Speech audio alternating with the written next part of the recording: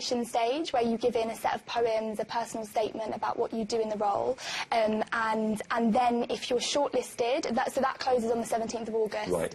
If you're shortlisted, then you get to go to a day where you perform, you meet the judges, you meet the other people, and then if you're selected to be one of the 6, then you then go away for a week for a residential where you do, again, workshops with incredible poets, and then you have an interview. So it's quite a lengthy process. Isn't it? It is. And then after that, one person is chosen to be the Young Poet Laureate for London. Okay. But there are still development opportunities for the other 6 in a project called London Laureate, so Fine. they still get supported. And you've been through the process, you won, you have been the Young Poet Laureate for London. How has that journey for you happened? How did you cross from someone who writes poems to being a poet?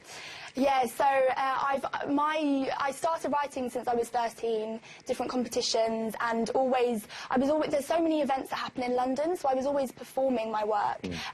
But then I suppose this opportunity came up, and it did give the opportunity to be a professional poet and see how you can actually work, like, be a poet for a whole year, and do those opportunities. And yeah, so it was with that support. There's a series of residencies that happen within the role. There are 5 residencies that you do in different communities and places around London. And so, yeah, they've been great, and it's kind of like really given support to make it seem as if, you can be a poet. It's a feasible thing. Yeah, your current residency, I think, is over at the Olympic Park. Is that right? Yeah, just talk us through the work that's going on there, then. So they're transforming the stadium for West Ham, and so there's about 800 workers, and I'm going around interviewing them, asking them about themselves, about, but they come from everywhere, all over the world, all over England, and so I'm talking to them and producing poetry from their stories. Interesting, really interesting. I mean, how would you encourage somebody who thinks, I mean, will I write, nobody would be interested in, why should I take part in this? How would you kind of say to them, this could be your moment?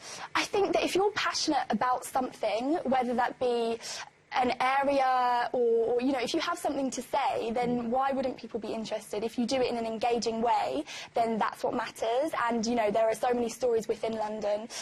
So YPL just really want to showcase all of those. So if you're passionate about it, then it's going to be good. Yeah. Has it changed your life this year? It has. The crazy things that I've done, honestly, it's been really diverse. And so, for example, I've done these residencies in the London Irish Centre and in my old primary school and my old secondary school, which was really sweet. Lovely, yeah. So sweet. And then I've also performed alongside Carol Ann Duffy at an event in Ireland for Yeats Day. So and in front of the Irish president. So I've done such a broad array of things. So yeah, it has.